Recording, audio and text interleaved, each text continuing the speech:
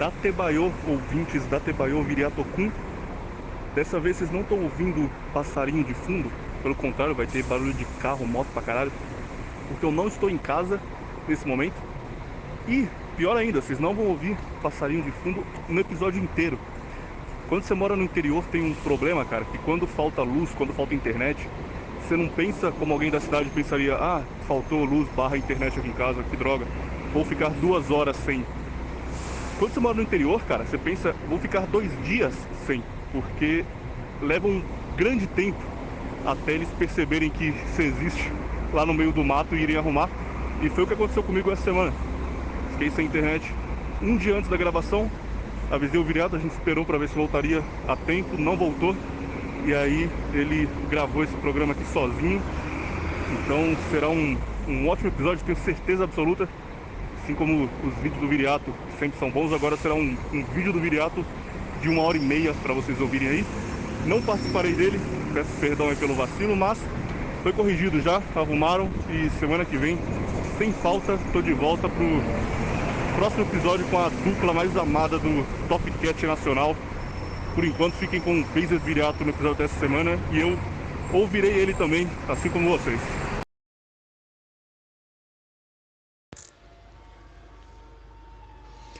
Bom dia para todo o proletariado. Bom dia para quem busca ascensão. Bom dia para quem não faz sexo casual, para quem não fornica antes do casamento. Bom dia para quem treina toda semana. Bom dia para quem respeita as mulheres. Bom dia aí. Datebayo, ouvintes da Nova Vertente, esse é o Contraversão, episódio 8. Caros ouvintes da Nova Vertente, infelizmente aconteceu um imprevisto aqui.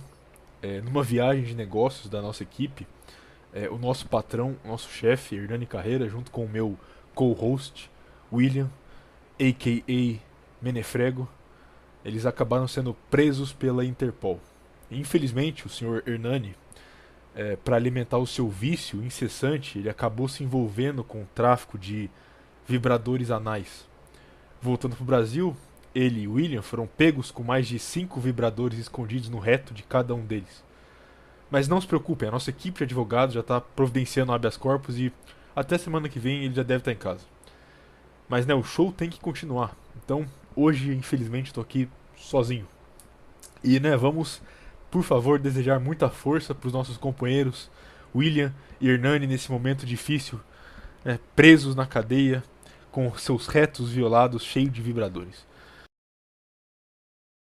Bom, então tá muito calor aqui. Eu acabei de perceber que eu vou ter que diminuir a potência do ventilador pro áudio não ficar uma bosta. Fazer o quê? É um sacrifício necessário, né, pra ter a qualidade pra você, ouvinte. Bom, o que aconteceu com o meu co-host? Eu adoro essa palavra é muito bonita. Co-host. Nem sei como seria em português, deve ser alguma coisa muito feia. Então vai ficar co-host mesmo. Então, o meu co-host, William, a.k.a. Menefrego, ele teve uns problemas aí com a internet dele. E ele me mandou isso aqui. Cara, temos um problema para amanhã. Internet aqui em casa caiu e só arrumou amanhã à tarde. Se não vierem, você pode gravar o app sozinho dessa vez? E então vai ser só eu hoje. Infelizmente, essa semana vai ser só eu.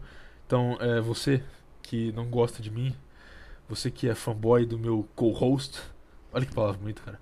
Você que é fanboy do meu co-host, já pode deixar o seu dislike, já pode xingar nos comentários bastante. Foi fraco, é muito melhor com o William. Concordo, deve ser bem melhor com ele mesmo. Eu não sei como. Aliás, eu sei como, é só eu continuar falando que vai sair o negócio. Eu acho. Ou então, meio que eu tive que selecionar outro tema pra não. Porque a gente tem uma certa dedicação em organizar temas, então tive que jogar o tema que eu ia fazer com ele pra próxima semana e ter que tirar um do meu rabo essa semana pra poder fazer aqui agora.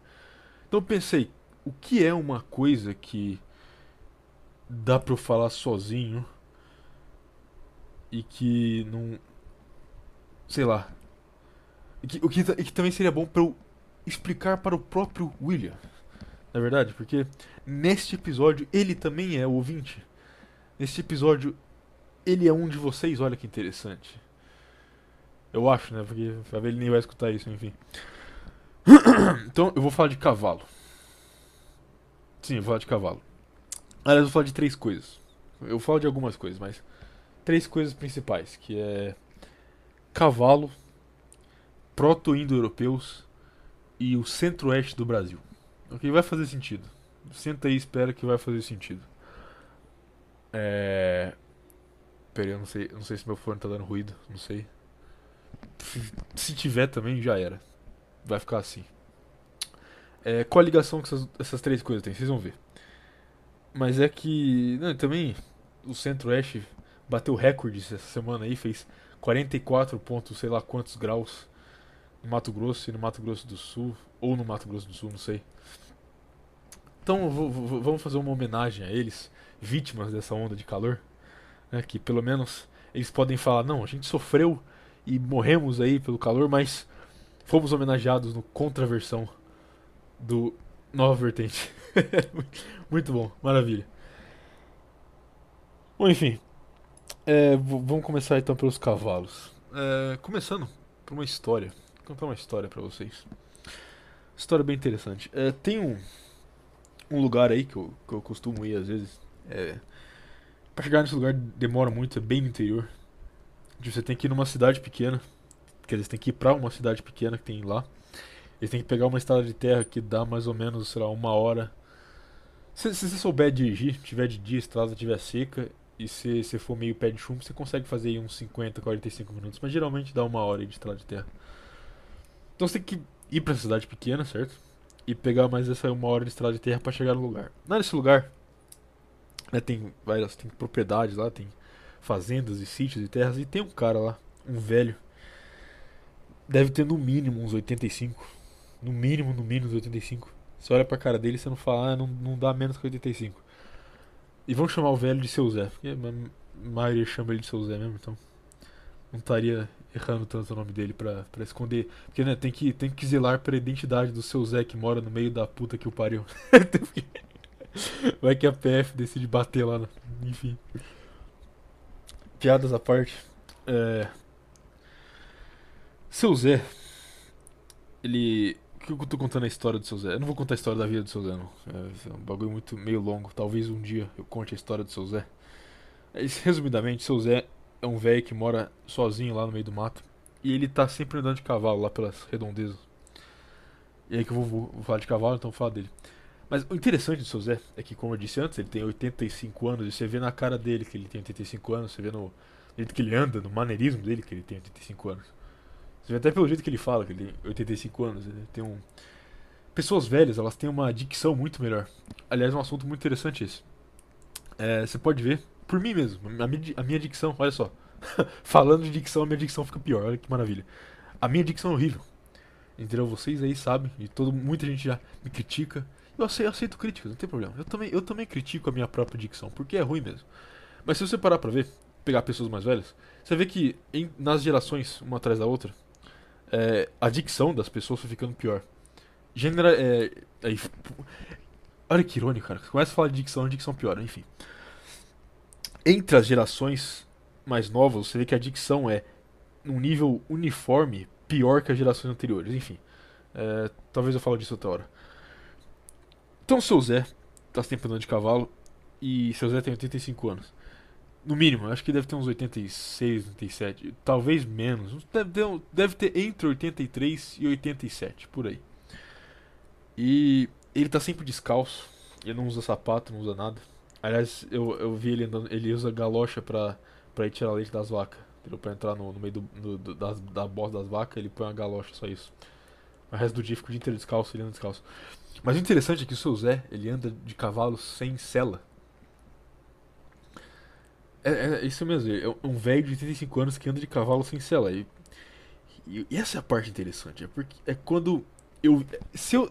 Isso vai parecer que eu tô contando história aqui, mas. Eu estava vendo isso na minha frente, aconteceu na minha frente. Seu Zé, um velho de 85 anos, ele até que, sei lá, pra uma pessoa dessa idade da geração mais antiga, ele até que é, sei lá, relativamente alto, vai. Deve ter uns 1,75 por aí. Seu Zé olha pro seu cavalo, o cavalo dele também tá velho, não é cavalo pequeno não, é cavalo grande porte.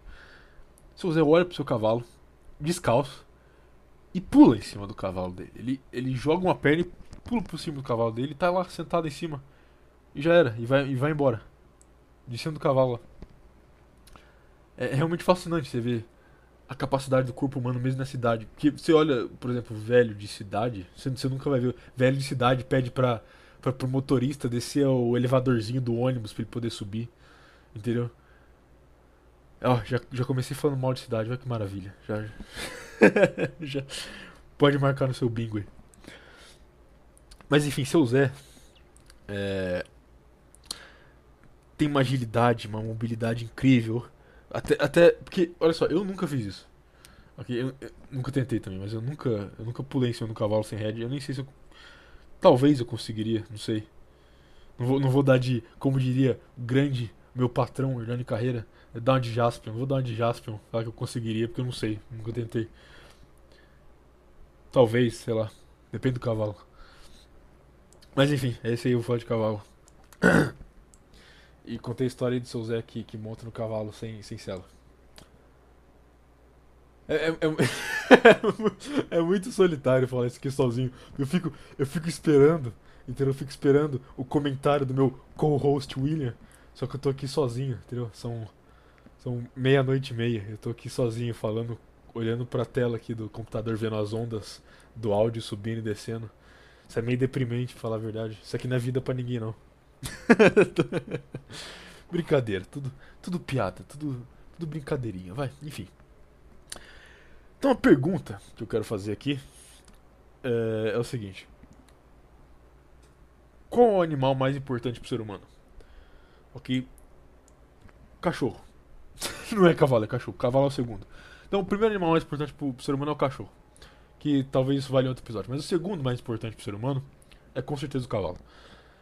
Claro, tem vários outros animais que têm um significado metafísico, espiritual muito forte pro ser humano.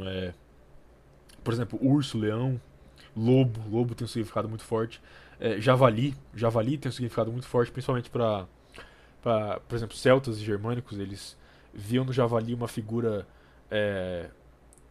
semelhante à figura do guerreiro neles, entendeu? Então você vê, muitos celtas usavam muito simbolismo de javali, estandarte de javali, escultura de ouro de javali, etc. Mas o cavalo é uma coisa que você vê em inúmeras culturas através da história. Porque o cavalo ele é essencial para o ser humano.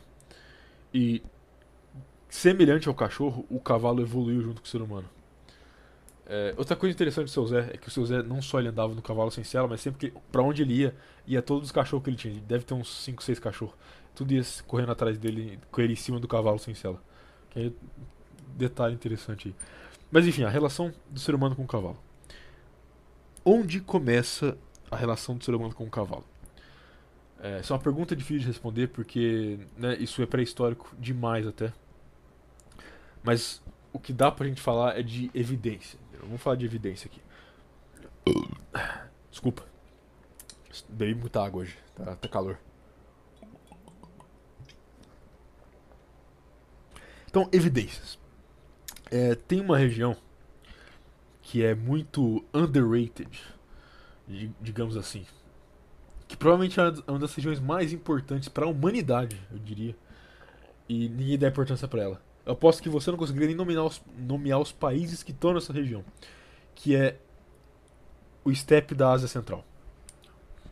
Ok? Aliás, essa semana, ou foi semana passada, não sei. Foi esses dias aí, eu acho. Teve uma Color Revolution, uma revolução colorida no Kirguistão. E derrubaram o primeiro-ministro, parece, e falam que a eleição não valeu, enfim. Tem CIA escrito em tudo nisso aí, é mais Mas, mais uma vez, Estados Unidos fazendo o que eles fazem de melhor, né? Derrubando o governo do país, literalmente, foda-se esse assunto. Eu não vou abordar isso agora. Mas enfim, a região do steppe da Ásia Central é extremamente ofuscada pela história, sendo uma região muito importante. Primeiramente, por quê? Porque nessa região você tem vários lugares de escavação, né, vários sítios arqueológicos. E foi em um desses sítios arqueológicos, se eu não me engano, perto da região de Tuva, no sul da Rússia. Sul da Rússia, noroeste da Mongólia.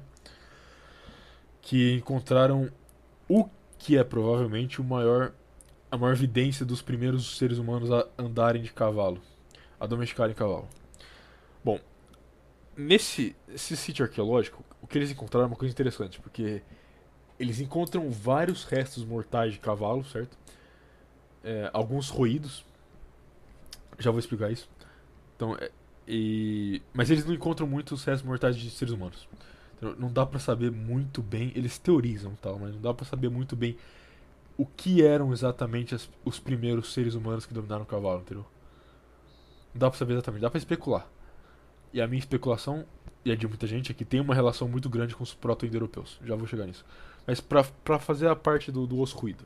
Na pré-história, muito provavelmente você tinha muito mais cavalo selvagem do que ser humano na Terra. Cavalo selvagem é um negócio muito... A população de cavalo selvagem era muito grande. Porque você tinha vários campos vastos de pasto, capim imenso aí, pra eles pastarem à vontade. Então eles só se procriavam e moviam, eram animais meio que nômades. O que é interessante, né? As pessoas que domam eles. Essa é a parte que eu ia chegar mais pra frente, mas enfim. Provavelmente aconteceu por eles não acharem nenhum resto mortal. Nesse sítio arqueológico, onde eles acharam vários restos mortais de cavalos, não acharam nenhum de humano. Provavelmente porque ou eles enterravam as pessoas em outro lugar, eles não acharam esse lugar ainda, ou provavelmente porque todas as pessoas foram embora dali. O motivo, enfim. De qualquer forma, voltando pra história aí. Cavalos selvagens cavalgavam pelos planos imensos que nós tínhamos na Era do Gelo e depois da Era do Gelo também. E o que aconteceu foi que é meio óbvio isso, né? Do mesmo jeito que a gente falou outra vez dos caçadores de mamute, que tinham vários mamutes e os caras caçavam mamute porque tinha muito mamute. O que aconteceu foi que tinha uma vasta população de cavalos selvagens, e o que o ser humano, o caçador-coletor, vai ver naquilo? Comida, obviamente. Então, a relação do ser humano com o cavalo provavelmente começa com uma relação de presa e predador. Entendeu? O ser humano sendo um predador. Muito provavelmente o ser humano só via o cavalo como uma comida. A questão é que, por exemplo, a teoria, né, claro, chega no momento onde você vê um monte de cavalo e você vai pensar, pô, eu vou ficar tendo que correr atrás desses cavalos e matar eles toda vez que quiser comer carne? Não é mais fácil eu pegar alguns deles e criar eles? Entendeu? Meio óbvio essa conclusão.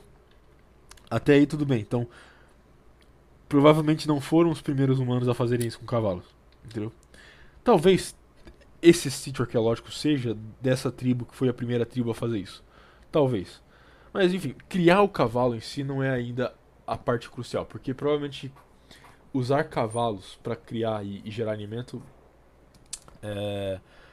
você já encontrou em outros lugares. Mas o detalhe deste sítio arqueológico aqui em específico é o seguinte: eles descobriram que tem os primeiros traços de duas coisas: tomar leite. Então, provavelmente esses foram os primeiros seres humanos a tomar leite e usar rédea. Eles provavelmente foram os primeiros a usar rédea. Como eles sabem essas duas coisas? Bom, a questão da rédea é bem simples. Eles só pegaram, né, como já disse antes, tinham vários restos mortais de cavalos ali na região desse sítio arqueológico. Então, eles simplesmente olhando a mandíbula do cavalo, eles já conseguiam ver um desgaste que você vê em cavalos modernos hoje, entendeu? Cavalo que usam rédea hoje em dia. O mesmo desgaste, praticamente. Então, evidente, o negócio... Outra coisa, a maioria das datações que eles tiraram disso aí é tudo feito por aquele carbon print, né? Carbono sei lá o que, não é em português o nome. Que não é um negócio muito preciso, diga-se de passagem. Ele é preciso até um certo ponto, acho que é mais ou menos 10 mil anos. Aí depois disso ele começa a ficar bem errado. Não é errado, pá. Inaccurate, eu tô pensando na palavra. Mas eu não consigo pensar em uma palavra que descreva isso. Enfim. Ele não é preciso, entendeu? Depois de um certo tempo ele não é mais preciso. Então, as datas de quando esses animais morreram e de quando eles foram cavalgados também não é muito preciso. Mas de qualquer forma, é mais de 5 mil anos. Fácil. Então, já está provado que esses caras usaram Red. Provado praticamente. Né? Tem evidências muito fortes ali que eles usavam Red. Não tem como eles desgastarem a mandíbula de um cavalo de outra forma daquela ali como se não fosse com Red. Então, agora a questão do leite. Muita gente se pergunta, quem foi o primeiro a tomar leite? Tem até muita piada com isso, né? Nossa, imagina lá o cara vendo a testa da vaca e falou, eu vou lá chupar aquilo ali pra beber o que tem dentro.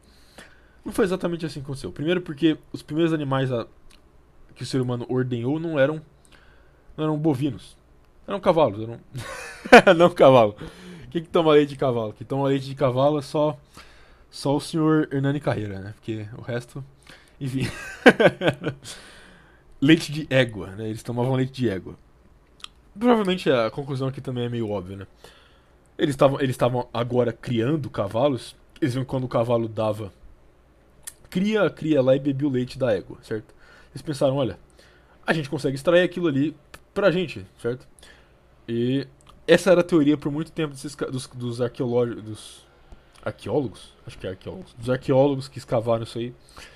Eles viam evidência de que poderia ser os primeiros a terem tomado leite, mas eles não tinham certeza absoluta. Como eles tiraram a dúvida?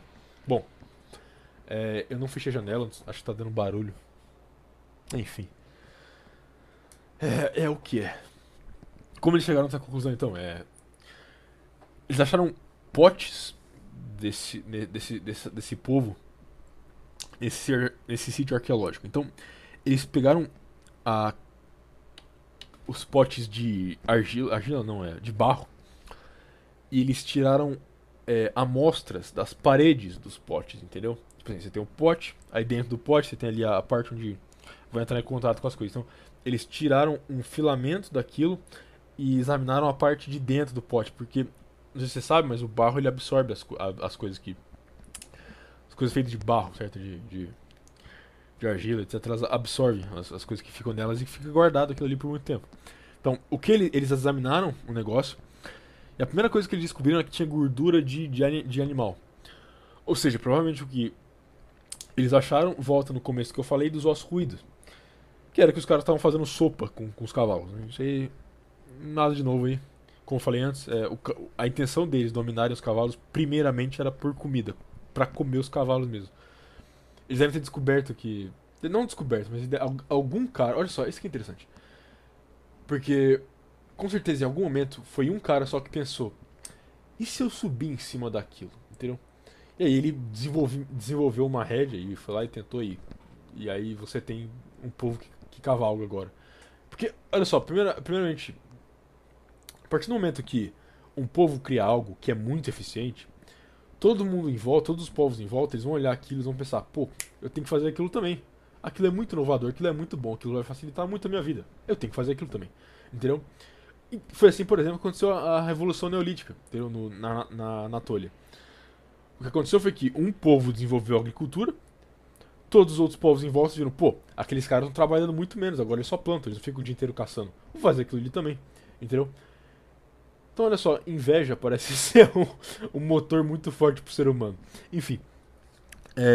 Então, examinando a parede desses vasos de barro, eles descobriram que tinha gordura animal ali. Então eles tinham certeza que eles tomavam sopa. Mas eles ainda não tinham certeza. Tem documentário sobre isso que eu não vou me lembrar o nome agora. Mas tá aí, se você procurar, talvez você ache. Aí eles examinando esse pote de barro, descobrem a gordura animal, mas eles não conseguem provar ainda que teve leite naquele pote de barro. Porque claramente eles conseguem provar, por ter, certo, uma espécie de sopa ali, que aquilo era usado para comer, certo? Então se tem leite naquele negócio, se eles provarem que tem leite ali, eles provam, tá ali o primeiro povo que tomou leite. Adivinha o que eles fizeram? Eles só escavaram um pouco mais o negócio do barro e conseguiram achar ali uma enzima de leite. Tá provado quem foi que tomou leite primeiro. Esse povo aí. Que a gente nem sabe exatamente quem é, porque eles não deixaram muito vestígio de quem eles são. Mas Mas, quer dizer, até a época, o artigo que eu tinha lido disso não falava de que povo que era. Falava que não tinha, como é que fala, não tinha vestígio desse povo. Talvez já tenham achado aí, eu não sei. Não estou atualizado nisso. Então, se eu estou passando essa informação errada aqui e acharam vestígios, me corrijam. Mas enfim. Aí o cara, eles descobrem que tem leite e tal, e aí tá provado quem começou a beber leite e quem começou a cavalgar. Esse sítio arqueológico, aí a dicção maravilhosa aí da geração Z, que maravilha. Esse sítio arqueológico que fica perto da região de Tuva, no sul da Rússia, ele é um negócio muito interessante exatamente pela região que ele tá. Porque olha só, região de Tuva, pra quem não sabe, ela meio que converge vários povos, entendeu? Se você olha a zona de influência de vários povos ao longo da história, da pré-história também, você vê que vai ter Tuva, as montanhas de Tuva, que é meio que um lugar onde tem o steppe, mas é meio que é o steppe rodeado de montanha. Entendeu? As montanhas de Tuva. E os tuvanos, é tuvano que fala português, deve ser. Os tuvanos, eles são um povo bem peculiar, eles são meio que uma mistura de mongol e russo. E mais mongol do que russo, diga-se de passagem, provavelmente porque os mongóis passaram muito tempo naquela região ali. E E outra coisa, é mais perto da Mongólia do que de Moscou, então é meio evidente isso. De qualquer forma, as montanhas de Tuva são uma região que tem um simbolismo muito forte para vários povos diferentes, como eu disse antes. É uma zona de convergência para vários povos, entendeu?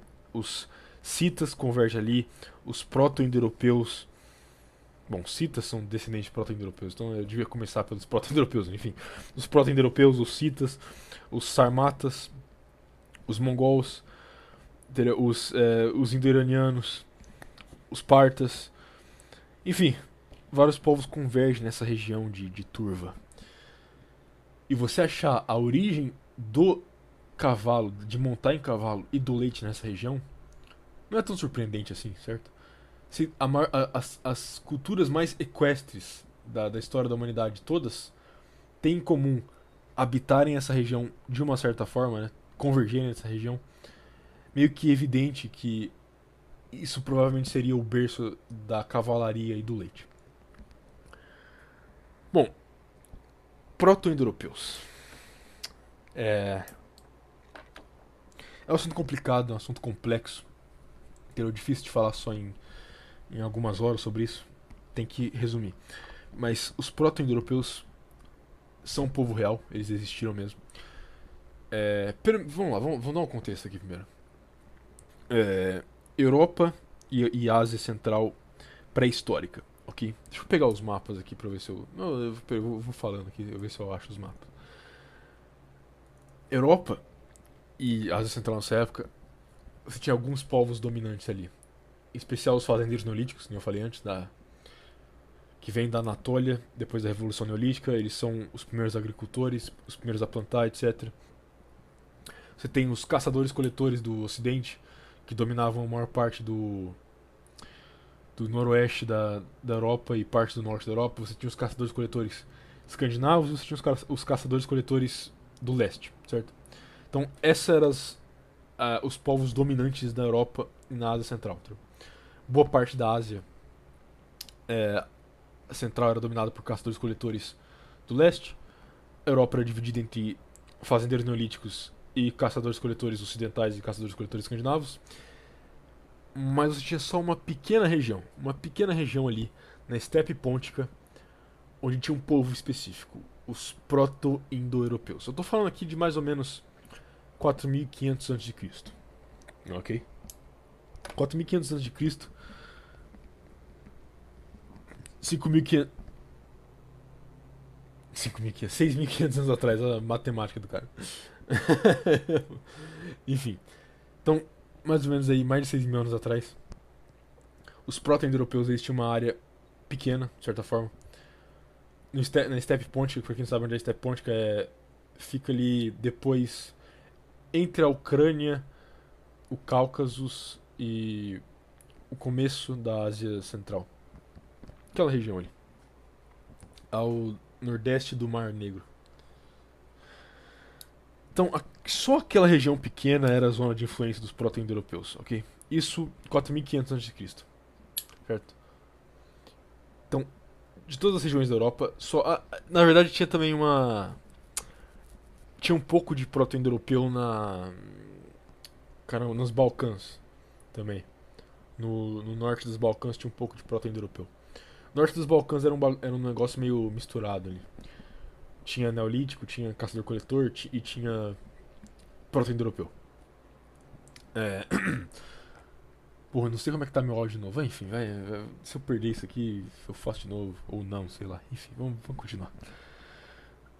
E aí, isso é 4500 a.C. Então, 4500 a.C., a Europa tem vários povos diferentes, com várias línguas diferentes, genética diferente. E você tem ali um pedacinho no Steppe Pontica de proto-indo-europeu. Avançando aí 100 anos, 100 anos não, 100 anos. Por que eu falei 100 anos, cara? É o sono, me perdoe. Eu tô com bastante sono, com bastante calor, me perdoe. 4500 a.C., proto-indo-europeus são só uma parte pequena no Steppe Pontica. Olhando o ano zero agora. Ano zero. Toda a Europa, praticamente, fala uma língua indo-europeia. Ok? Toda a Europa agora tem genética indo-europeia, majoritariamente ou não, mas tem. E toda a Europa agora fala uma língua indo-europeia. Em 4500 anos, os caras foram de dominar uma região pequena ali da Steppe Pontica para dominar toda a Europa. Como? Como isso aconteceu? Bom, primeiramente,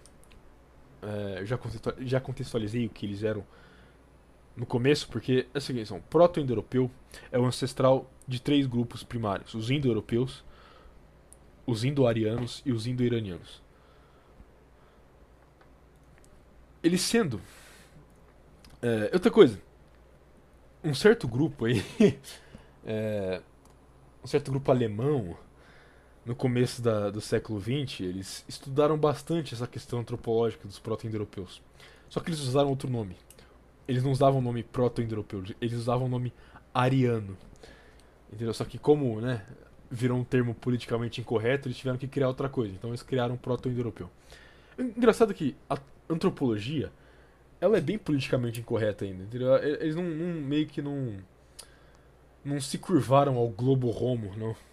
Eles meio que são um último bastião da ciência real. Enfim.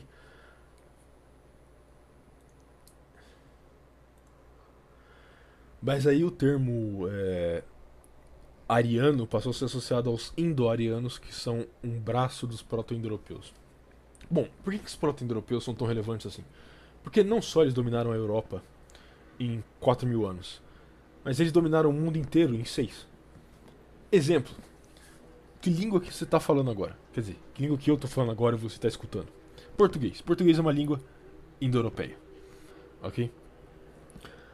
Não só isso, mas eu vou chegar mais pra frente, mas a genética de boa parte do mundo, pelo menos por onde eles passaram, é indo-europeia. Entendeu? Os haplogrupos, pelo menos, os haplogrupos de boa parte do mundo, por onde eles passaram, são haplogrupos indo-europeus. Entendeu?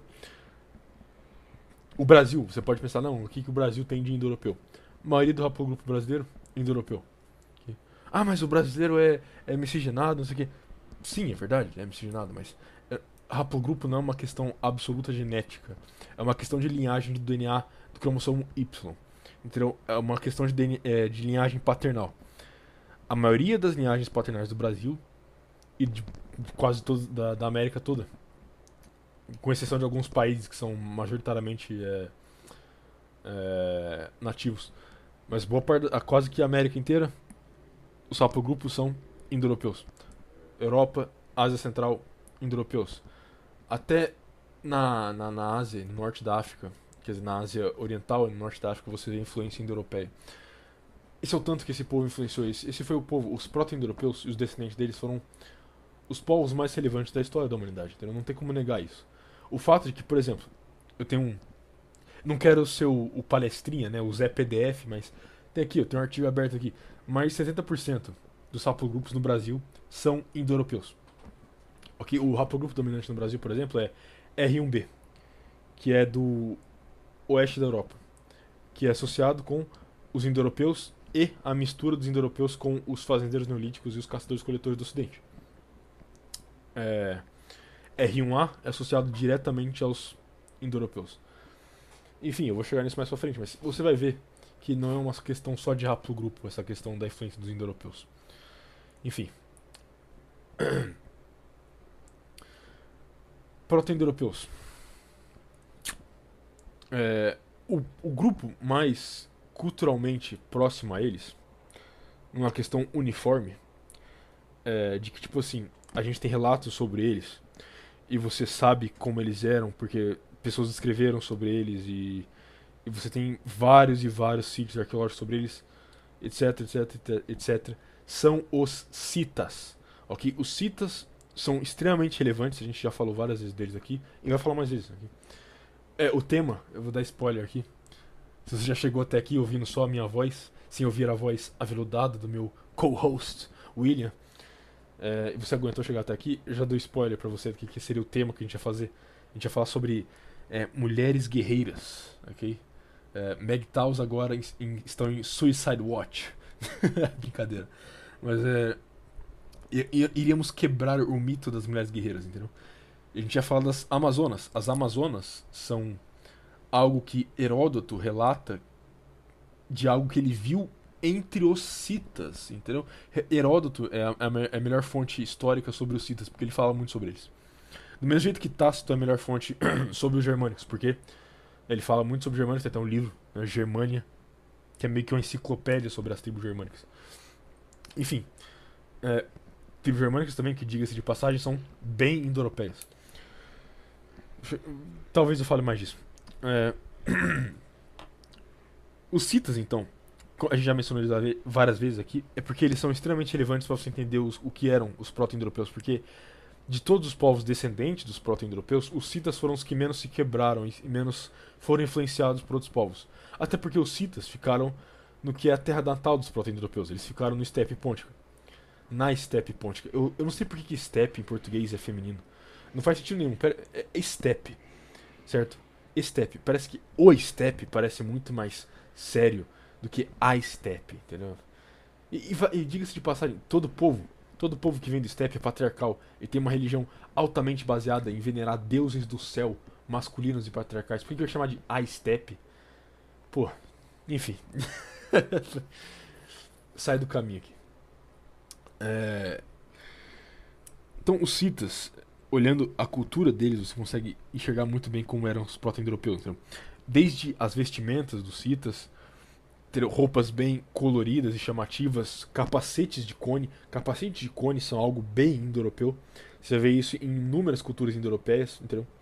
O que depois passa a ser associado ao barrete frígio, que infelizmente, o barrete frígio foi cooptado por revolucionários na Revolução Francesa e virou um símbolo de, entre aspas, liberdade e republicanismo. Então é muito comum países republicanos e países que têm esse pau duro pela palavra liberdade usarem o barrete frígio. Mas o barrete frígio, como o próprio nome diz, vem da Frígia. A Frígia era uma região habitada por indo-europeus, olha só. E o barrete frígio é algo indo-europeu. E você vê esse negócio do barrete frígio. É interessante porque ele é um símbolo dessa tradição indo-europeia de usar capacetes e cobrir a cabeça com coisas em forma de cone, geralmente, mas é bem comum para os indo-europeus. Eu falo a verdade, não sei exatamente porquê. Na verdade, eu acho que eu li alguma coisa, mas eu não lembro agora.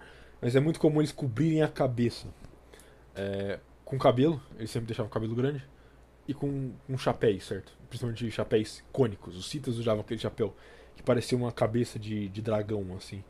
Um chapéu cônico pra frente. Os partas também usavam, os sarmatas também usavam, os frígios também usavam. Os romanos, eles usavam um capacete em cone também, que era até... Era símbolo de alguma coisa, não me lembro agora, acho que era símbolo de liberdade, algo assim. Irônico, né? Eu sei. Aliás, eu acho que é por isso que os franceses usaram na Revolução o barrete frígio. Porque eles viam que os romanos tinham um capacete parecido que era associado à liberdade, algo assim.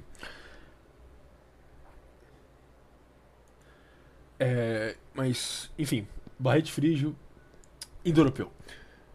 E. é, eu não sei como tá ficando isso aqui, sinceramente. Eu acho que vai ficar. Sinceramente, porque o bom de eu ter o William aqui é que o William balanceia a minha esquizofrenia, entendeu? Eu não vou em full schizo mode quando o William tá aqui, entendeu? Ele me interrompe, ele faz comentários, ele me ajuda a seguir outras linhas de raciocínio, entendeu? Ele faz perguntas. É muito bom ter ele aqui quando eu tô falando dessas coisas. Porque senão vira só mais uma live minha, onde eu tô fazendo uns rants e devaneios sem controle nenhum sobre o que eu tô falando. O que tá virando isso aqui, eu acho, não sei. Espero que esteja bom. Espero que esteja bom. É claro, quem que vai querer fazer um negócio ruim? Enfim, voltando ao assunto. Barrete Frígio, ok? Exemplos de Barrete Frígio. Bandeiras de estados do Brasil. Se eu não me engano, Santa Catarina tem um Barrete Frígio. Se você olhar em cima da estrela da bandeira de Santa Catarina, que eu não gosto, acho uma estrela feia. Desculpa, catarinense, mas a bandeira até que é bonita, mas a estrela do meio é feia. E o Barrete Frígio tá ali. O Barrete Frígio tá ali como um símbolo da tradição indo-europeia em Santa Catarina? É claro que não. O Barrete Frígio tá ali porque é um símbolo usado por porra de revolucionário francês falando de liberdade e república. Infelizmente, mas olha só. Olha só como as coisas acontecem certo por linhas erradas. Como diria o ditado antigo, Deus escreve certo por linhas tortas, né? Eles tentando representar o Barrete Frígio como esse símbolo revolucionário de liberdade e república, acabam por ressuscitar o espírito antigo do que realmente significa o Barrete Frígio. Porque você olha na bandeira e agora você vê ali aquele Barrete Frígio, entendeu? Não é uma touca de liberdade que nem eles chamam, é um Barrete Frígio. Você está vendo uma bandeira que está prestando sua homenagem à Frígia, aos ancestrais indo-europeus que habitavam a Frígia. A Frígia não é tão indo-europeia assim não, diga-se de passagem. Eles tiveram uma influência bem matriarcal depois, mas eu falo disso pra frente, ou não. Outro estado... Ixi, caralho, tá ventando, acho que vai chover. Enfim. Outro estado que tem Barrete Frígio, Rio Grande do Sul, é menor na bandeira, mas você consegue ver se você olhar de perto. Na bandeira do Rio Grande do Sul tem um Barrete Frígio bem pequeno ali. De novo, o pior é que... O que tá escrito na bandeira do Rio Grande do Sul mesmo? Eu não tô com a imagem aqui agora. Esqueci, mas é algo tipo... Liberdade, igualdade e sei lá o que. Só já tem igualdade, mas já tem igualdade na bandeira. Enfim, foi mal, gaúcho, mas a sua bandeira também. Que você vai colocar igualdade na bandeira, cara? Mas tá ali o Barrete Frígio, remetendo de novo ao ancestral indo-europeu do gaúcho. O gaúcho, indo-gaúcho. Enfim. Os proto-indo-europeus, como eu tenho até um vídeo falando sobre isso, eles dominam todos os povos da região ali porque não tinha concorrência, ok? Não tinha concorrência. Os indo-europeus eram extremamente superiores em combate, porque a estrutura social dos indo-europeus era extremamente patriarcal e bélica. Então, eles brigavam muito entre si, era muito comum duelos, era muito comum briga tribal, muito comum conflito tribal entre os próprios grupos indo-europeus. Então, essa briga interna deles fez eles tão superior, entendeu? Eles tentando se superar uns aos outros. Fez eles tão superior que eles conseguiram superar todos os outros povos vizinhos. O que é interessante, que volta numa coisa que muita gente repete sobre a Europa em si. Entendeu? Quando muita gente vai falar de por que a Europa dominou as Américas e a África, etc. Falam, é porque a Europa passou anos e anos e anos em guerras. Entendeu? Séculos e milênios em guerra. Antes de tudo isso acontecer, bem antes de tudo isso acontecer, e bem antes das guerras na Europa acontecer, aconteceu as guerras entre os proto-indo-europeus que dominaram a Europa e boa parte da Ásia. Então é isso. Os indo-europeus, com seus cavalos belíssimos do steppe, com suas espadas de cobre, não de bronze, espada de bronze ainda não... Na verdade, alguns grupos agricultores tinham armas de bronze, os proto-indo-europeus ainda não. Eles tinham bigas, os proto-indo-europeus. Outra coisa essencial. Eles inventaram a roda com aro. Eles inventaram bigas. Ok? Biga é um símbolo extremamente indo-europeu. Você vai ver isso em várias... Toda a tradição descendente dos indo-europeus tem algum simbolismo para biga. Todas elas. Os romanos, os escandinavos, os hindus, ok? Os indianos. Que é provavelmente... os que mais têm uma ligação religiosa com os proto-europeus são os indianos. Quer dizer, no caso, a tradição védica. A tradição védica provavelmente é o mais próximo da religião proto-europeia que existe hoje. Voltando ao Barret Frijo, por exemplo, que eu agora me lembrei, falando de tradição védica, um deus hindu que chama Mitra, ele foi meio que exportado pro ocidente. Teve um evento, não sei o que é, mas acho que teve um eclipse, algo assim. E aí os seguidores de Mitra, que é um deus do hinduísmo, eles decidem ir para o ocidente, certo, onde o sol se põe, para espalhar a palavra do deus dele, que Mitra é a representação de deus do sol. E aí eles vão pro ocidente, eles vão pra Pérsia. E na Pérsia eles conseguem converter várias pessoas ao culto de Mitra. E aí da Pérsia vai pra Grécia, e na Grécia vira Mitras, com S e com H no T. TH. E Mitras é sempre representado com um barrete frígio e matando um touro, ok? Outra coisa que é muito indo-europeia, essa figura de matar, sacrificar bois e touros, entendeu? É uma coisa extremamente indo-europeia. O oferecimento de um animal grande, entendeu? No caso um touro, para a divindade dos céus, no caso. Muito indo-europeu isso. Entendeu? E o barrete frígio, junto com ele matando um touro. E outra coisa também que eu esqueci de falar, os troianos são sempre representados com barrete frígio. Toda a representação de troianos eles estão com barrete frígio. E troianos, de novo, troianos eram um povo indo-europeu. Outra coisa que eu me lembrei agora, se eu não me engano, os três reis magos, foram representados várias vezes também com barrete frígio. O que mais foi representado com barrete frígio? Várias deusas são representadas com barrete frígio. Vários guerreiros são representados com barrete frígio, etc, etc. Barrete frígio é uma coisa que a gente sempre vê. Tem uma galera do Varg, do que chama de o culto da placenta, que diz que o barrete frígio é uma analogia à placenta, né? Que não é a placenta, é a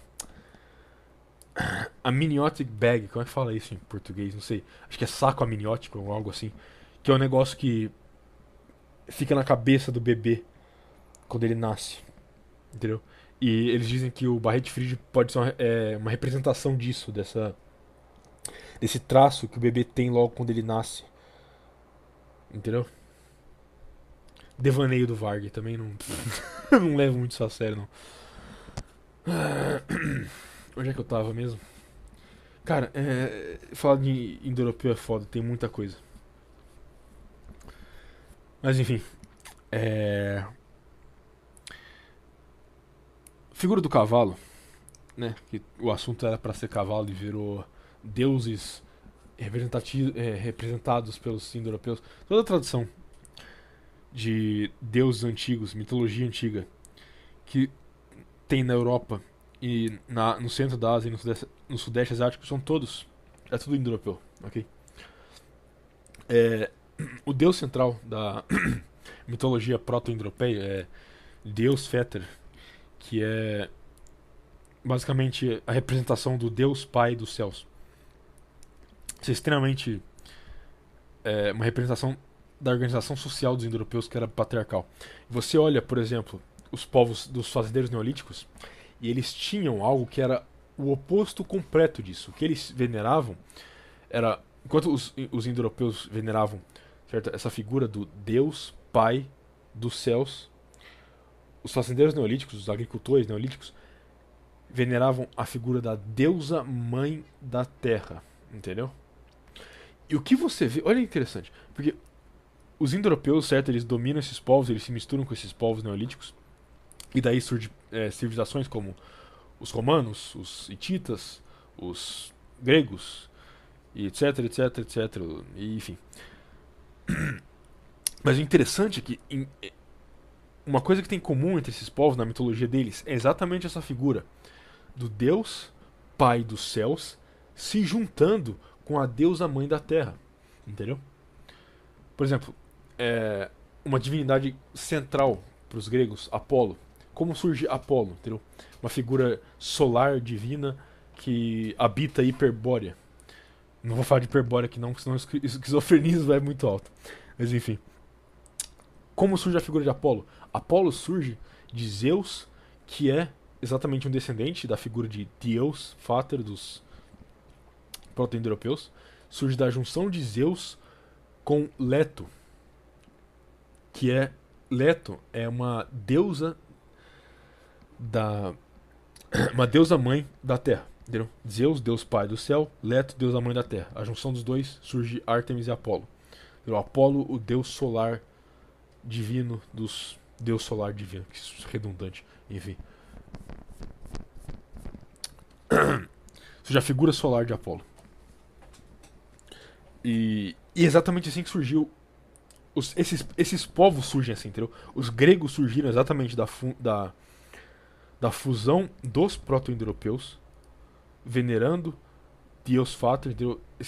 Um povo extremamente patriarcal, que venerava uma figura de Deus Pai do céu, com a junção de um povo extremamente matriarcal, que venerava a figura da deusa mãe da terra, entendeu? E aí que volta.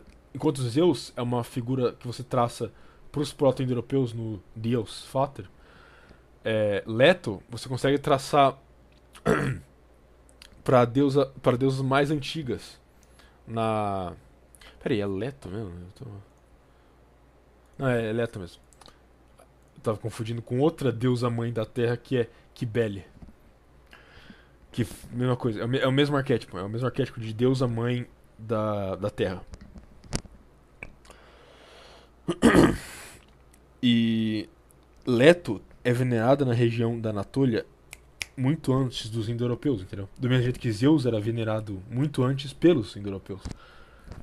É interessante, porque você vê essa figura fundadora de a mistura do Deus Pai dos céus com a deusa Mãe da Terra em todos os descendentes dos indo-europeus, entendeu?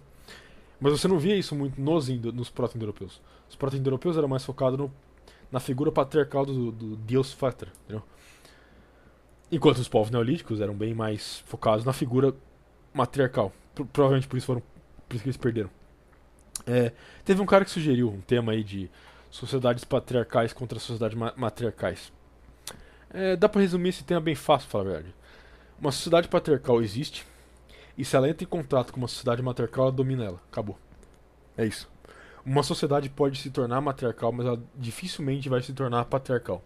O que acontece é que uma sociedade matriarcal, depois que ela se torna matriarcal, ela vai ser matriarcal até ela ser conquistada por uma que é patriarcal.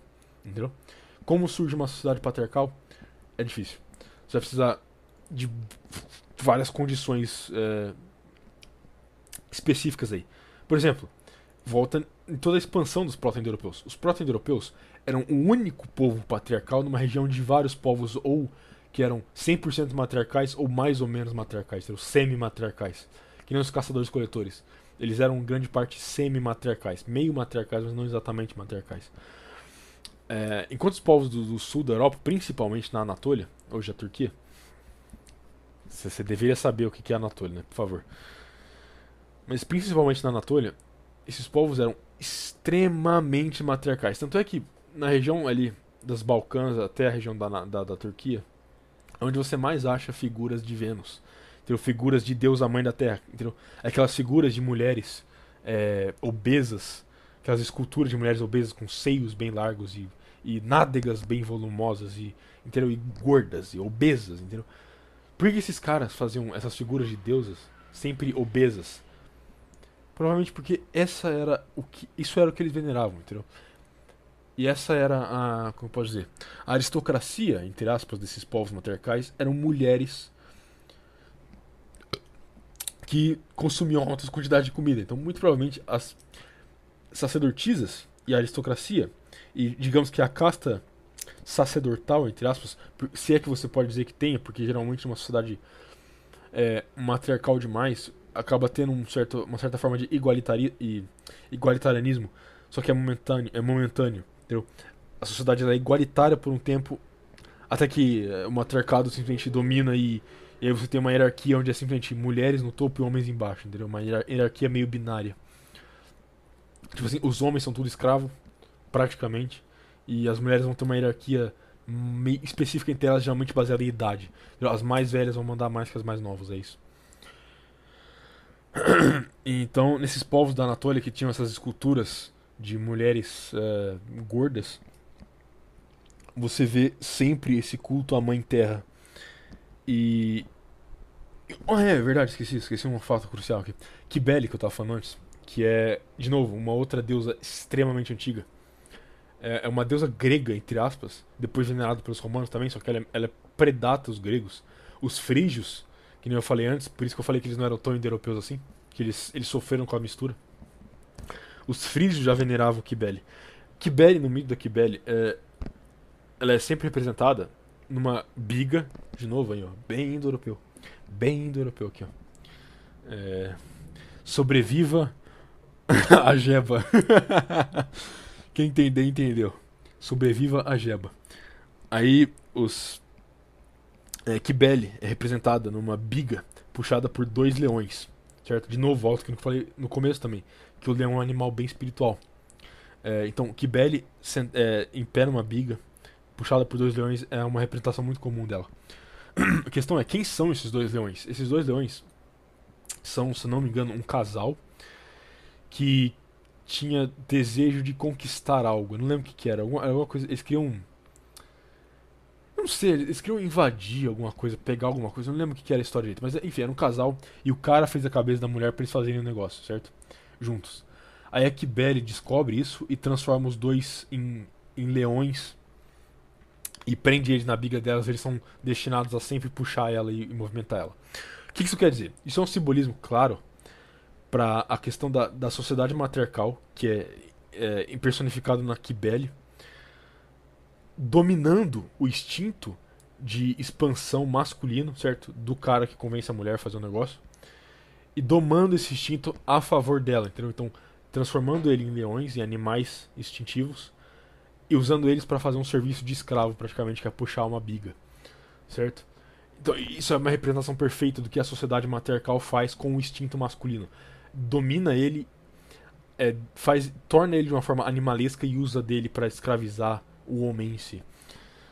Bem parecido com o que você vê hoje. Muito parecido com o que você vê hoje. Enfim. Então, voltando nos cavalos indo-europeus de novo, tem uma figura do cavalo extremamente importante. O cavalo, ele sempre é associado a meio que uma passagem, certo? O cavalo, ele vai te levar para uma ascensão. Essa é a mensagem que geralmente tem nas culturas proto-europeias. E você vê que nas culturas descendentes, no caso, os deuses principais, eles estão sempre em bigas puxadas por cavalos ou montados em cavalos, entendeu? E até o que é interessante é que até em povos onde você não tem uma organização equestre, você não tem muito cavalo. Aliás, você tem quase nenhum cavalo. Por exemplo, os escandinavos não tem quase nenhum cavalo. Mesmo assim, a mitologia deles é cheia de cavalo. Eles têm um simbolismo muito pesado em cavalo.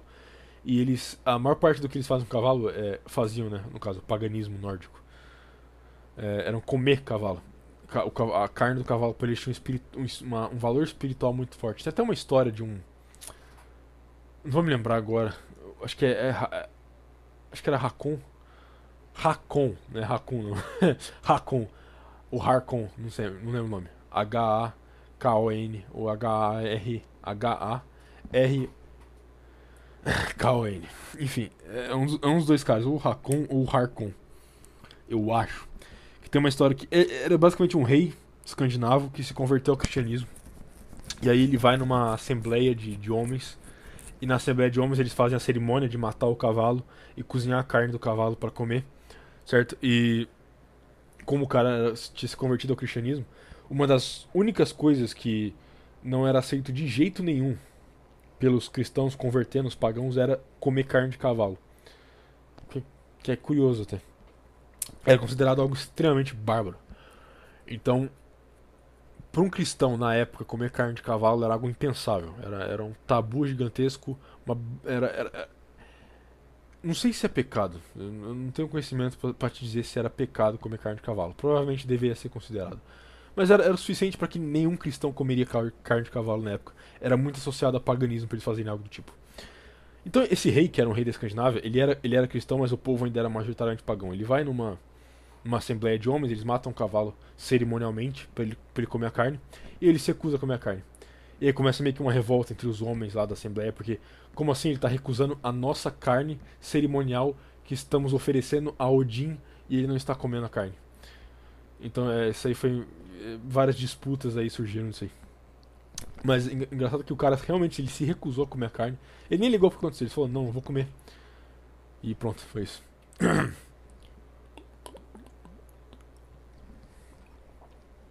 Mas enfim, a figura do cavalo é extremamente proto-europeia. Se repete várias vezes em toda a cultura descendente dos proto-europeus. Você sempre vai ver cavalo. Sempre. E aí vamos chegar agora no Brasil, que eu falei da questão dos haplogrupos. De novo, haplogrupo dominante no Brasil é indo-europeu, R1b. 70% do Brasil tem haplogrupo europeu, quer dizer, indo-europeu. E a maioria é R1b. A maioria, na verdade, é um tipo específico de R1b. Se não me engano, é R1b, sei lá o que, 116, que é o haplogrupo da Península Ibérica. Meio óbvio isso, né? Pra explicar o haplogrupo, o que é haplogrupo, brevemente, pra você ouvinte que não sabe o que é. Haplogrupo, como eu falei antes, é ligado ao seu cromossomo Y. Ou seja, haplogrupo é algo que só é relevante pra homem, entendeu? Pra mulher é relevante. Mulher não passa haplogrupo. Só é passado de pai pra filho. Cromossomo Y. Meio óbvio. E o haplogrupo, ele não necessariamente quer dizer genética, entendeu? Ele tem um fator genético, claro. Mas ele não quer dizer. Ele não é toda a sua genética, ele é só uma parte da sua genética. No caso, a parte da sua genética é da sua linhagem paterna. Entendeu? O pai do seu pai, o pai do seu pai, o pai do seu pai. Isso vai se diluindo ao longo do tempo, certo? Se você, por exemplo, tem uma linhagem paterna de uma raça, mas você é de outra. Exemplo, vai ter vários índios no Brasil e vários negros no Brasil, vários asiáticos no Brasil, etc., que vão ter haplogrupo indo-europeu. Porque a linhagem paterna deles é indo-europeia, entendeu? Exemplo, olha só. O que aconteceu no Brasil de fato? Vieram os portugueses pra cá, correto? E eles tiveram filhos com índias. Certo? Um filho de um europeu com uma índia ia ser 50% indo-europeu, 50% indígena. Certo? O haplogrupo dele vai ser indo-europeu, não interessa. O pai dele é indo-europeu, o haplogrupo dele vai ser indo-europeu. Aí esse filho, que é só 50% indo-europeu, tem filho com uma índia. Aí o filho dele vai ser 75% índio e 25% só indo-europeu. Só entre aspas, né? É bastante coisa ainda. Mas 25% indo-europeu. Não interessa, o haplogrupo dele ainda vai ser indo-europeu. E isso pode, tipo, pra sempre, entendeu? A não ser que essa linhagem paterna seja interrompida, ou seja, que esse cara não tenha filho nenhum ou só tenha filha, isso vai continuar pra sempre. Então o cara pode ser, um descendente desse cara pode ser 99% indígena, entendeu? E vai ter aquele 1% que vai ser o haplogrupo dele, que vai ser indo-europeu. Então não é de se surpreender que a grande maior parte dos haplogrupos no Brasil é indo-europeu. Porque haplogrupo não indica muito genética, como eu falei antes. Mas indica muito e muito bem qual grupo dominou qual grupo, entendeu? Se você tem um grupo majoritariamente de um haplogrupo, quer dizer que os homens daquele haplogrupo especificamente dominaram aquele povo. Ou seja, se a maioria do haplogrupo no Brasil é indo-europeu, quer dizer que os indo-europeus dominaram os povos do Brasil. Lógico isso, entendeu? E é assim que você sabe como funcionou as invasões na pré-história, olhando o haplogrupo. Porque você, por exemplo, claro, a gente sabe da invasão dos portugueses no Brasil porque tem uma porrada de livro de história falando disso. Como a gente sabe da invasão dos indo-europeus na Europa? Olhando o haplogrupo, entendeu? Olhando o haplogrupo, olhando a evidência arqueológica, olhando a antropologia. Entendeu? Mais especificamente, você olha o haplogrupo dos indo-europeus, dos fósseis não é certo? Dos restos mortais. Por exemplo, que nem eu falei antes dos citas, os citas deixaram várias e várias múmias. E você pega o DNA dessas múmias, e o DNA dessas múmias é o quê? Haplogrupo R1A. Você olha quais haplogrupos são R1A hoje no mundo? Leste europeu, Ásia Central. Entendeu? É bem simples. Um haplogrupo. Escutou o trovão aí? Vai chover, hein? Que bom, tá calor. Então, os haplogrupos servem para você saber exatamente qual grupo domina qual grupo. Outro exemplo aqui de haplogrupo que ilustra bem isso. Na Finlândia, se eu não me engano, é haplogrupo I ou J. Não me lembro agora. Eu sei que na Turquia é J e na Finlândia é I. Ou o contrário, na Finlândia é J e na Turquia é I. Uns dois. De qualquer forma, na Turquia, a Finlândia ela tem um haplogrupo urálico. É, diferente de todo o resto da Europa. Por que elas têm esse haplogrupo? Porque o que aconteceu foi que, em algum momento da história, provavelmente muito tempo atrás, na pré-história, um grupo urálico migrou para a Finlândia e eles se reproduziram muito mais com as mulheres da região, certo? E aí o haplogrupo deles ficou engrenado ali naquela região, entendeu? Então, por exemplo, tem até meme disso, mas falam bastante que os finlandeses são mongóis ou que eles são asiáticos, etc. É exatamente por causa desse meme, porque houve um povo mais semelhante a asiáticos que migrou para lá há muito tempo atrás e dominaram a região reprodutoriamente. Então o haplogrupo deles ficou engrenado na região. Então hoje a Finlândia é um haplogrupo completamente diferente do resto da Europa. Enfim, isso provavelmente aconteceu depois dos indo-europeus. Creio eu, né? Porque eu não me lembro corretamente agora. Então duvide dessa informação. Aliás, duvide de tudo que eu tô falando aqui. Vai atrás do que eu tô falando. Você quer uma fonte? Beleza. Deixa eu pegar o... Deixa eu pegar um PDF aqui. Brincadeira. Mas tem um artigo aqui que, se você jogar Haplogroups in Brazil, você vai achar esse artigo, que é o artigo que eu tô usando eu tô usando de fonte para as porcentagens que eu tô falando. Exemplificando para você por que o Brasil é dominado por haplogrupos indo-europeus. Sabe, eu nem precisava falar desse estudo. Eu vou falar pra você, eu nem precisava falar de haplogrupo, eu nem precisava falar de nada pra você. Pra provar que o Brasil tem uma influência grandíssima proto-indo-europeia. Nem precisava. Eu poderia só usar a cultura popular. E já estaria provado facilmente. Mas enfim, eu quero provar. Quero double down aqui. Eu quero provar duplamente pra você que a influência proto-indo-europeia no Brasil. E pra isso eu vou usar o centro-oeste do Brasil. Veja bem. Lembra que no começo eu falei do centro-oeste? Que bateu recorde lá de temperatura e tal. Então, homenageando aqui a região do centro-oeste do Brasil. Vou fazer uma pergunta pra você. Eu já falei aqui dos haplogrupos, etc. Qual região no Brasil você acha que tem a maior porcentagem de haplogrupos europeus no Brasil? Indo-europeus, no caso. Você acha que é o sul, né? Acho que a maioria das pessoas vai chutar que é o sul. Estaria errado. A maior região com maior índice de haplogrupo europeu no Brasil é o centro-oeste. Eu também fiquei surpreso com essa informação. Eu jurava que era o sul também. Se dizem orgulhosamente europeus. Mas enfim, não é. O centro-oeste é 95,7% haplogrupo indo-europeu, enquanto o sul é 93,6%. Parece que vocês foram derrotados nessa luta. Brincadeira, enfim. Nossa, que sede. Pera aí.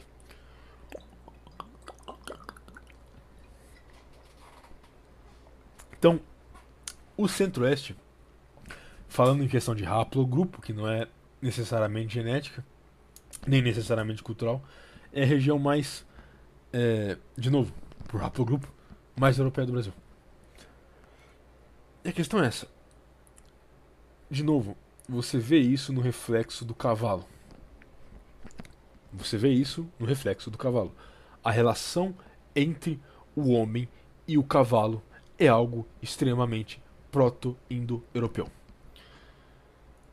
Ouvinte, você pode não acreditar, que nem eu não acredito muito, em reencarnação, ok? Mas tem uma coisa que é provada. Memória ancestral. Olha só, teve um experimento que provaram que existe sim, em todos os animais, uma espécie de memória ancestral. Que você poderia argumentar que é reencarnação. Até dá pra você fazer isso, mas é memória ancestral. O experimento foi o seguinte: eles pegaram um grupo de ratos, certo? E durante o crescimento desses ratos, durante a vida desses ratos, eles tocavam um alarme. E toda vez que tocavam esse alarme, eles davam um choque nos ratos. O que aconteceu é que, depois de um tempo, né, os ratos escutavam o alarme e eles entravam em pânico. Porque eles sabiam que eles iam tomar um choque. E tomavam um choque. Beleza, aí eles deixaram. Esses ratos tiveram filhotes. Eles deixaram passar 2 gerações, certo? Esses ratos tiveram filhotes. E os filhotes desses ratos tiveram filhotes. E aí, eles pegaram os filhotes, a terceira geração no caso, esperaram eles crescerem, e um dia eles foram lá e ativaram o mesmo alarme, com o mesmo barulho. E adivinha só, os ratos entraram em pânico. Eles nunca escutaram aquele barulho antes. Eles nunca tomaram um choque antes. Nem os pais deles. Mas só o alarme foi suficiente para eles entrarem em pânico. Porque eles lembraram do que aconteceu com os ancestrais deles. Ok? Existe sim uma espécie de memória ancestral. E isso se manifesta muito no ser humano com outros animais. Entendeu? Principalmente com dois animais, que eu falei antes. O cachorro e o cavalo. Okay? Eu não sei você, mas eu lembro exatamente como foi a primeira vez que eu andei de cavalo na minha vida. Eu era bem pequeno, mas eu lembro exatamente como foi. Eu lembro exatamente o cavalo que era, eu lembro exatamente o lugar que era, eu lembro de tudo. Eu não lembro de quase nada. Eu devia ter o quê? Uns 5, 6 anos, eu acho. Mas disso eu lembro perfeitamente. Quer dizer, eu lembro de algumas coisas, certo? De 5, 6 anos já dá pra você lembrar bastante coisa. Mas pouca coisa eu lembro com tanto detalhe quanto isso. Isso eu lembro com muito detalhe mesmo. A relação que você tem com o cavalo é algo, não só com o cavalo, mas com animais desse tipo, que você evoluiu junto com ele, de que animais que estão do nosso lado há tanto tempo assim.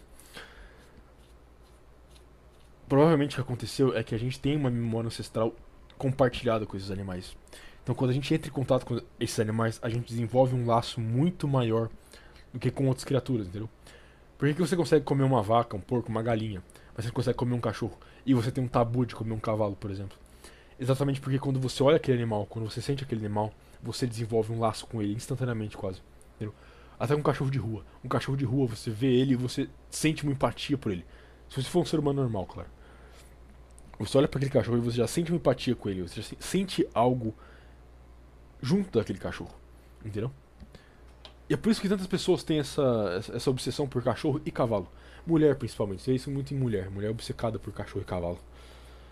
Ah, os caras vão falar que é outros motivos, né? Vão falar de dog pill, etc. O que, diga-se de passagem, às vezes é mesmo. Não estou dizendo que não existe. Mas, em grande parte, é por essa questão da memória ancestral que a gente tem compartilhado com esses animais. E, de novo, a questão do laço que a gente tem com o cavalo volta nas nossas raízes do steppe dos proto-indo-europeus, entendeu? O laço que eles fizeram com o cavalo para dominar todas as civilizações, todos os povos.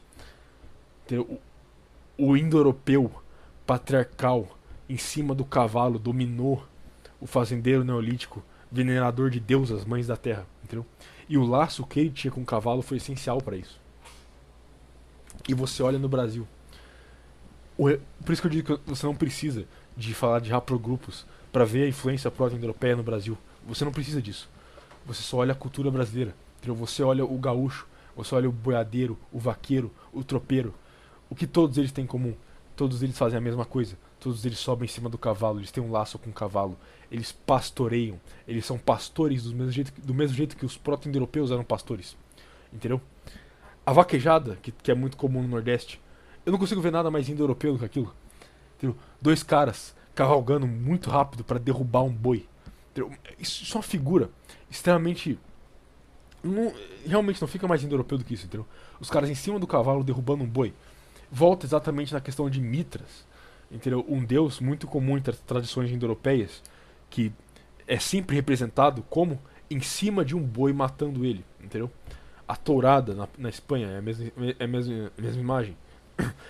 Os minoanos sempre representavam figuras heróicas como derrubando bois, derrubando touros. E você ter literalmente uma festa no Brasil, no caso no Nordeste, que é um esporte, no caso exatamente com essa mesma imagem, é uma competição dessa imagem, de você derrubar o boi. É realmente impressionante. Então, isso mostra como o laço do proto-indo-europeu, a raiz do proto-indo-europeu é muito maior do que a gente pensa. Toda a cultura do interior do Brasil, toda a cultura baseada na figura equestre, nos pastores, em subir num cavalo e tocar o gado, isso é extremamente indo-europeu. E vai além disso, isso é só um aspecto. Outro aspecto muito, muito, muito relacionado aos indo-europeus, berrante. Berrante é extremamente indo-europeu. Os berrantes mais antigos, eles são sempre achados nas regiões, por exemplo, se eu não me engano, o berrante mais antigo de chifre de animal mesmo foi achado na Suécia, que é da idade do ferro. Mas tem vários berrantes da idade do bronze, e todos eles associados a grupos descendentes dos proto-indo-europeus. Sempre. O berrante é algo extremamente espiritual para esses povos. Você vê um povo que usava muito isso, os celtas. Celta usava muito berrante. Germânicos usavam muito berrante. Magyar usava muito berrante. Sarmatas usavam muito berrante. Entendeu? O berrante também era algo muito associado à batalha. Era muito usado para juntar os homens antes de um assalto ou algo do tipo. O berrante, geralmente feito de... Cara, a garganta tá seca hoje, hein? Puta merda.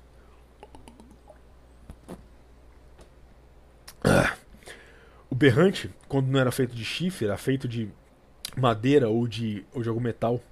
Então, os berrantes encontrados na Era de Bronze eram muitas vezes feitos de bronze ou cobre. Enfim, essa figura do berrante, certo? Em cima de um cavalo, tocando gado. Isso é extremamente indo-europeu, cara. E é algo extremamente engrenado nas figuras das Américas, não só no Brasil. Entendeu? Você vê isso na Argentina, você vê isso nos Estados Unidos, no México, no Canadá. Essa figura do cara que monta no cavalo e guia o gado. Isso é extremamente indo-europeu. Entendeu? O cowboy, o vaqueiro, o boiadeiro. Entendeu? De novo, tudo isso é um traço da nossa raiz que vem de 6.500 anos atrás, da estepe pôntica. E isso é uma imagem tão forte para nós que sempre que você vê algo semelhante a essa ideia do laço espiritual que a gente tem com o cavalo, isso volta, por exemplo, em Senhor dos Anéis, entendeu? Não tem cena mais icônica no Senhor dos Anéis do que a cena dos Rohirrim descendo da montanha, descendo da colina no cavalo, entendeu? Isso é uma cena fantástica, o discurso do Théoden. E logo antes de cavalgarem, eles todos tocando o berrante. É fantástico. É fantástico. A figura do cowboy, por exemplo, agora em jogo, por exemplo, Red Dead Redemption, entendeu? Essa figura sempre montada no cavalo. Você vê como um jogo hoje de videogame ter cavalo e ter uma imagem realista do cavalo é algo extremamente... dá muita publicidade pro jogo, entendeu? Lembro que na época que saiu The Witcher 3, uma propaganda que faziam muito era exatamente do cavalo, que era um cavalo muito bonito e tal. Enfim, o ser humano depende do cavalo não só no nível material para fazer o trabalho, para puxar o aro da biga, entendeu? Para puxar a carroça, para puxar o arado. Não só isso, mas o ser humano tem um laço espiritual com o cavalo. E é isso aí.